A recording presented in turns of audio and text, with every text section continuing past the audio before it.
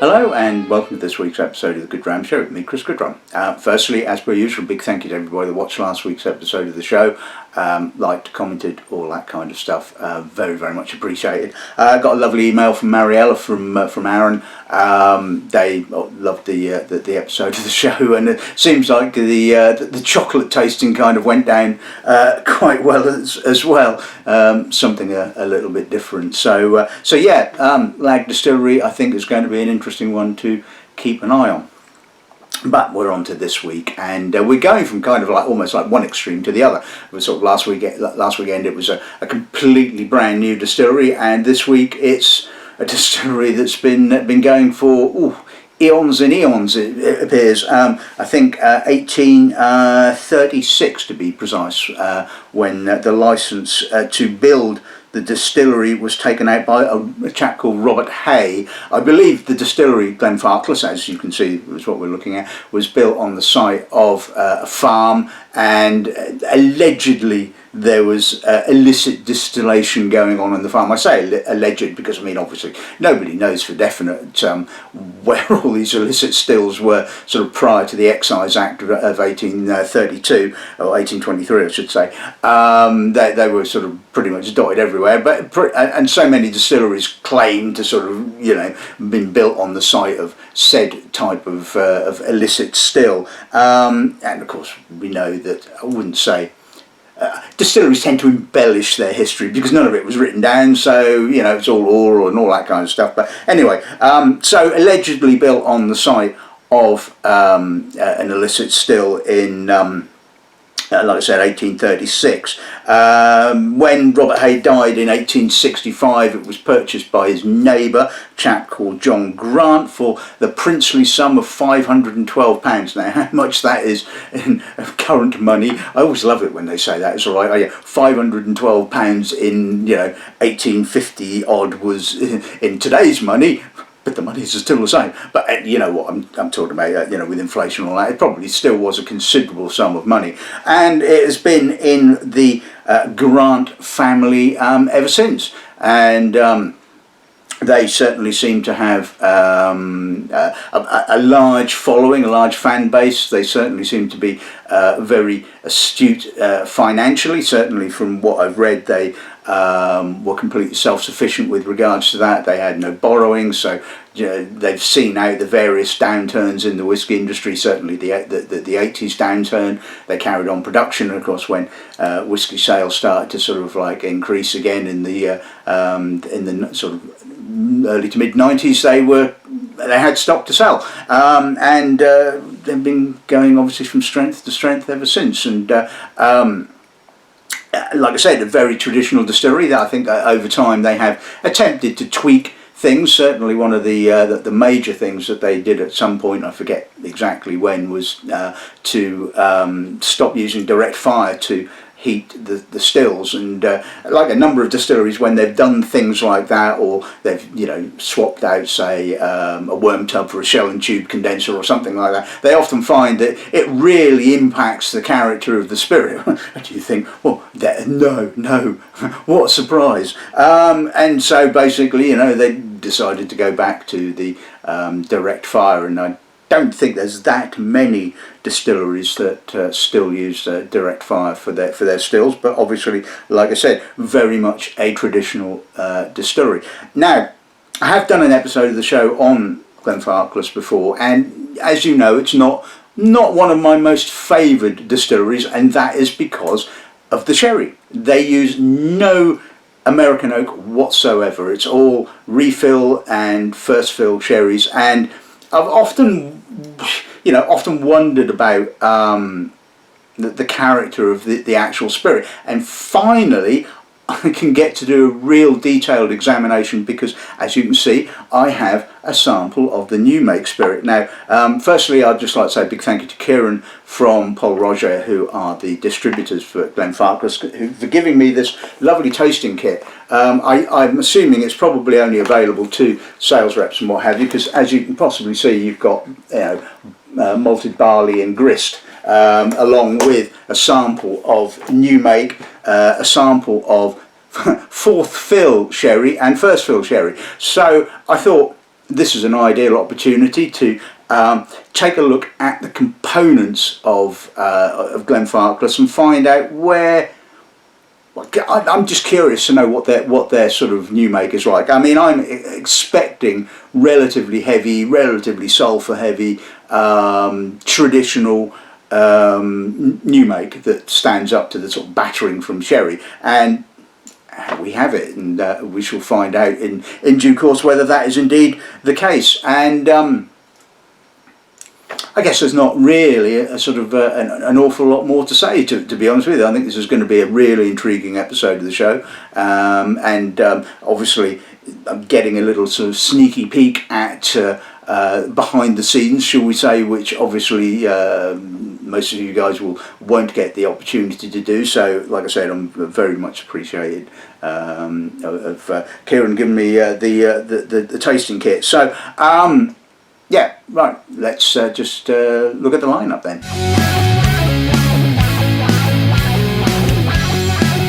Right, okay, so we're going to kick off with the New Make Spirit. Now, as it doesn't have an ABV written on the label, I'm going to assume it's roughly around their filling strength of 63.5%. Obviously, have my water.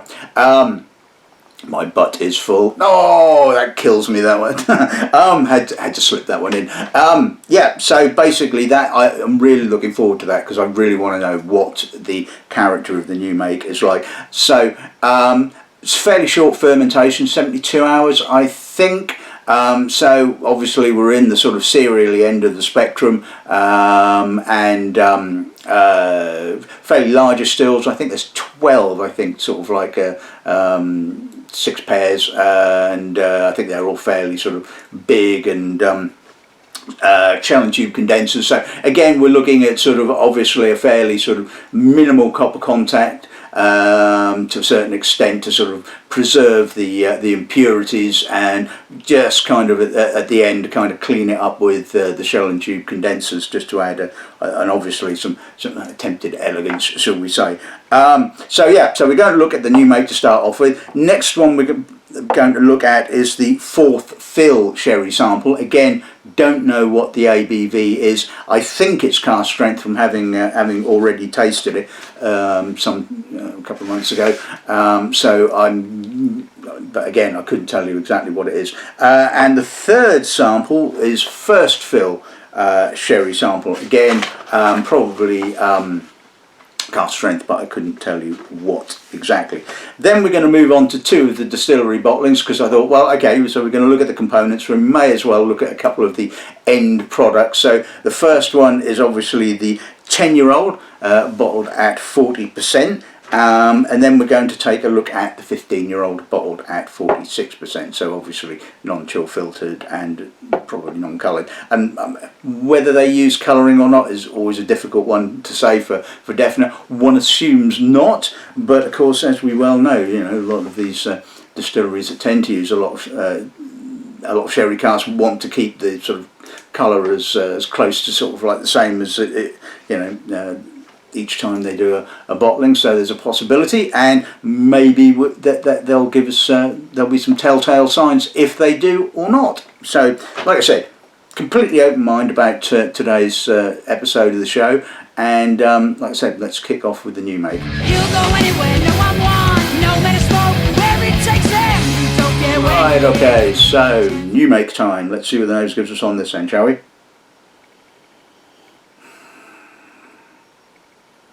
Do you know, the first thing that hits me is how clean, sweet and barleyed the New Make Spirit is. Yeah, there's a touch of off the still oiliness.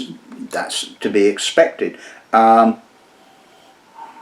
a sort of an almost kind of perfumed note. It's a sort of floral perfume, and only a touch of hard barley. And it's, you know, for a supposed industrial spirit, or it actually displays quite a lovely sweetness, quite an elegance almost. And yeah, I'm kind of blown away by this, because I was not expecting this at all.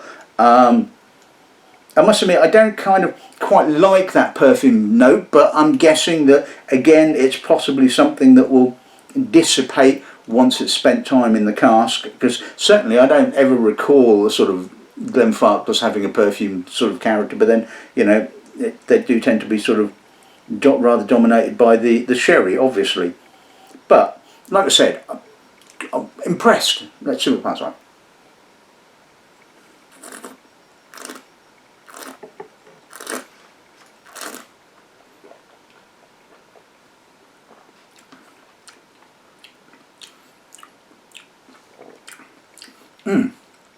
I love that finish. Malty, beery, sort of yeasty, chewy. Again, that's not a bad new make. It kind of kicks off with the sort of sweetish kind of barley notes. So there's that slight perfume, slight soapiness on the mid palate, a little bit of an off the still note, obviously. But, you know, overall, I'm just really impressed by the cleanliness of it. Not that I was expecting a dirty spirit, but I was expecting something a lot rougher, a lot more chock full of impurities and sulphur notes and things like that. You know, I mean, malt black, this is not. And, you know, I am really quite surprised by this. Let's put a little drop of water with it and see what that does to it. Right, now we are getting a little bit more of the fusel-y kind of character. Not quite sulphur, but certainly fusel. There's some quite sort of almost astringent green fruit as well, that kind of classic green fruit sort of space-ivy kind of note. But again, I think the overriding sensation is one of relatively sweet barley.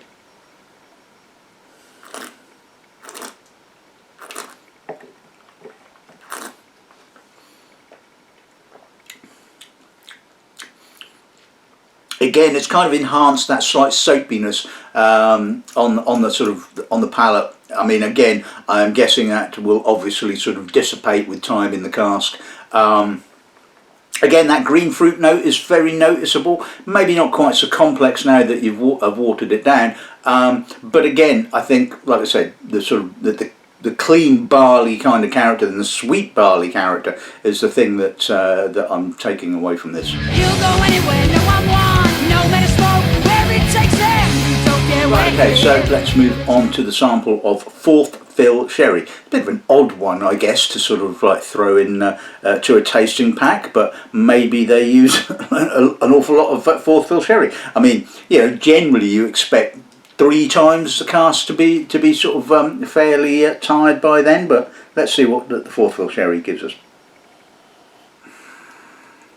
Banana solvent, barley, and now I'm getting that hard barley character. The green fruit, touch of wood spice, quite a bit of sherry in actual fact, although it's not the sort of dark raisinated fruit, obviously, but it's still, even at fourth time of its use, it's still supplying quite a fair amount of sherry character. There's a touch of almond, straw, manure.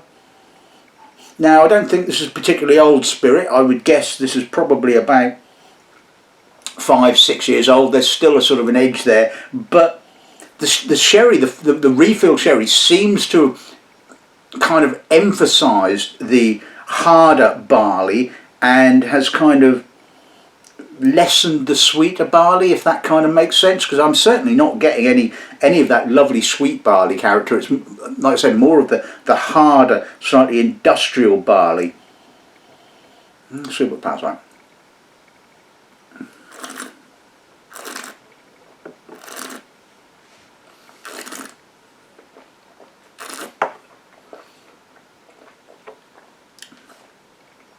That's quite an astringent mid palate and quite a masked finish. Incidentally, I believe the distillery were one of the originators of cask strength bottling, certainly with their 105. Now this is really intense, really bitter, really green, lots of green fruit, hard barley again. It is all a bit masked. I mean, yes, there's the sherry character there. It's quite subtle, as one would expect, and more in the sort of dried citrus peel kind of sultana, that kind of end of the spectrum, as opposed to the darker raisinated fruits.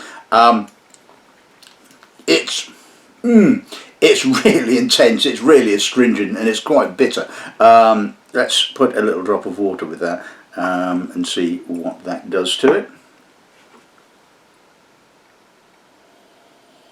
It's a bit flat now, it has to be said. There's some toffee.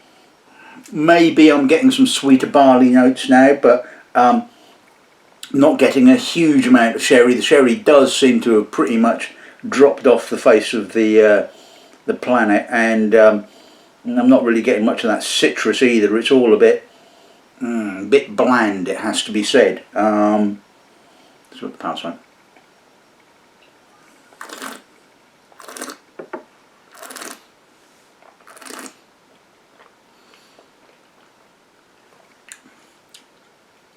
A little softer, not as intense alcohol-wise, obviously.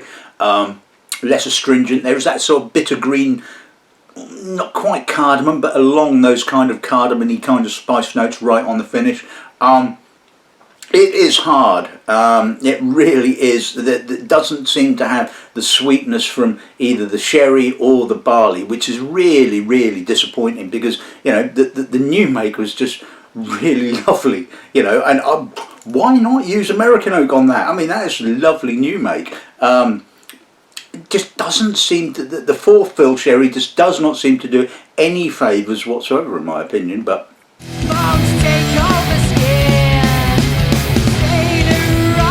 right, okay, so let's move on to the first fill sherry sample. And you can see from the colour of that it is definitely a first fill sherry butt. Let's see what nose gives on this then, shall we? Well, no surprise to say, big, chunky, full-on Oloroso. Raisin, prune, walnut, almond, cardamom, treacle, earth.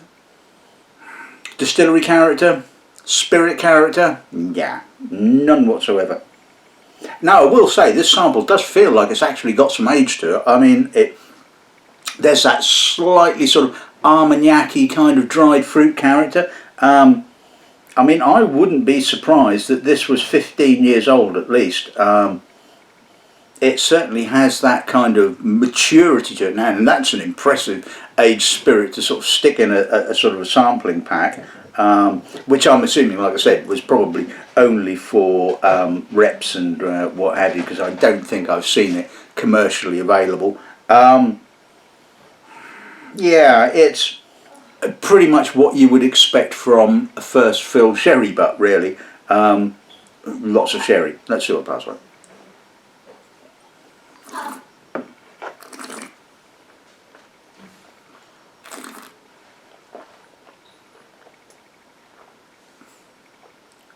Oh, that alcohol really bitters the finish and grabs you by the nuts.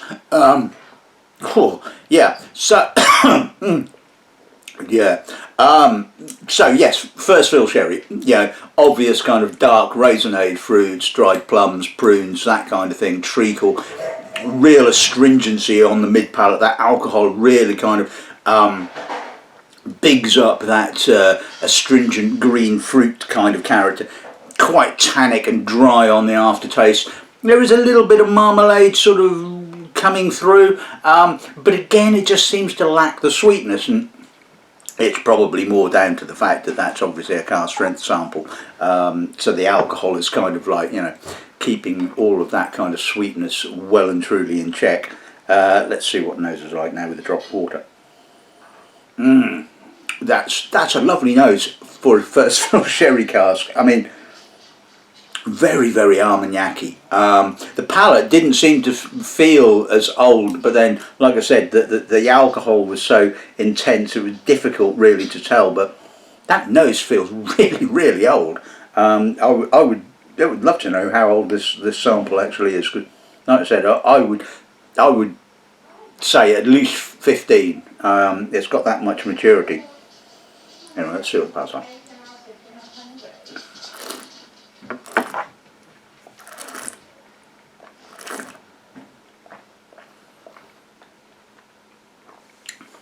Softer, slightly more spice notes, sort of gingery spice.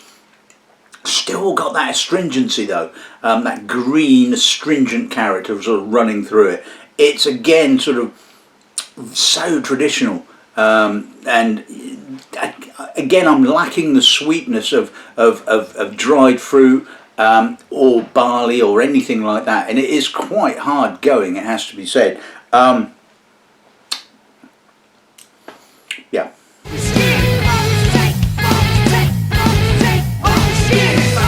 Okay, so let's move on to the 10-year-old. So hopefully sort of coming after a cask strength sample isn't going to sort of negatively impact it, but let's see what the nose gives us. It's a bit rough and ready to start off with, it has to be said, but there's a lot of sweet toffee, treacle, obviously a lot of refill sherry fruits, a little bit more sort of sultana, dried grape, that kind of thing, quite biscuity, malty. There is an element of sweet barley. In actual fact, even though this is just a 5cl sample, this is actually one of the better bottlings of 10-year-old that I've tasted. I did put a bottle on at a tasting sometime last year, and it was more in the sort of hard astringent kind of end of the spectrum. At least this does show some sweetness, some cask sweetness, some toffee and treacle. There's a little bit of citrus, a little bit of that sort of green fruit. You know, I mean, you know, for a Glenfarclas 10-year-old, this is actually not too bad at all. I mean, I'm not getting a great deal of barley. There is a bit of barley there. And I'm still saying that I don't think the refill sherry really does it an awful lot of favours, to be honest with you. But like I said, I think one of the better sort of bottlings of 10-year-old that I've come across. Anyway, let's see what the pals like.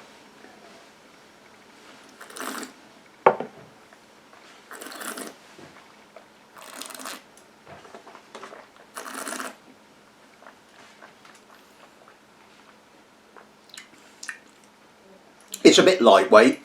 I mean, like I said, it's probably suffering a bit after coming after a cask strength sample, but it's a bit, you know, it's a bit nice. Dried apricot spice, cocoa nibs, a little bit of cardboardiness, a little roughness there, some hard barley, tea leaves on the finish. Walnut shell. Yeah, I mean, okay, it's not a bad whiskey overall. It's not a whiskey that I kind of warm to. There is a roughness there, which I think is basically coming from the refill sherry casks, which seem to just sort of, it's just the way they seem to interact with the spirit. You know, as we've seen from the sort of like the New Make Spirit, lovely sweet barley character, and yet sort of we get to the 10-year-old and, you know, it doesn't seem to have sort of translated, shall we say. It's got some good length to it. And like I said, I think this is actually possibly, for a 5cl sample, I'm quite blown away because, yeah, as we well know, a lot of distilleries use 5cl samples as an excuse to dispose of less than perfect spirit, which I've always said is such a bad idea. I mean, at the end of the day, most people, or a lot of people, will basically be introduced to your whiskey by buying a sample set or a 5cl sample, and you fill crap into it and they're going to taste it and they go, good God, this is awful, I'm never going to buy this again, and you've lost a potential customer. So yeah, if you've got crap spirit, or spirit that's maybe not turned out as you would expect, hive it off to somewhere, you know, some bloody independent will bottle it, and they're all desperate at the moment, aren't they? Anyway, get the knife in there. Anyway, so like I said, as for 10-year-old Glenfarclas, I think that's actually not a bad bottling, but it's still not a whiskey that I'm going to rate.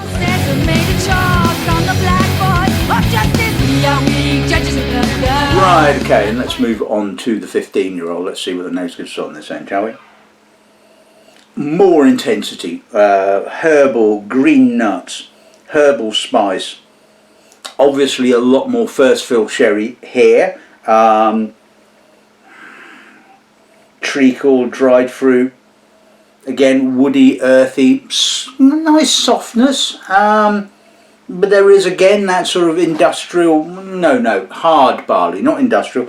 I mean, industrial is, Dufftown and Deanston and stuff like that.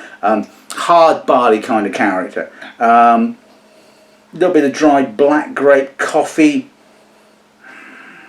Again, it's kind of, I suppose it's, how do you like your sherried whiskey? Do you like your sherried whiskey sort of big and juicy and fruity and sweet? Then you buy Glen Dronach. Oh, good God.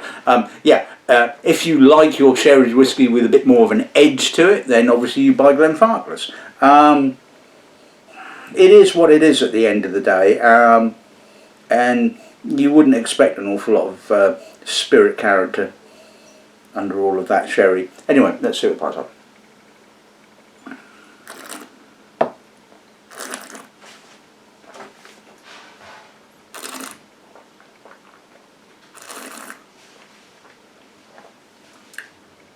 Soft, toffee, treacly, dark dried fruits.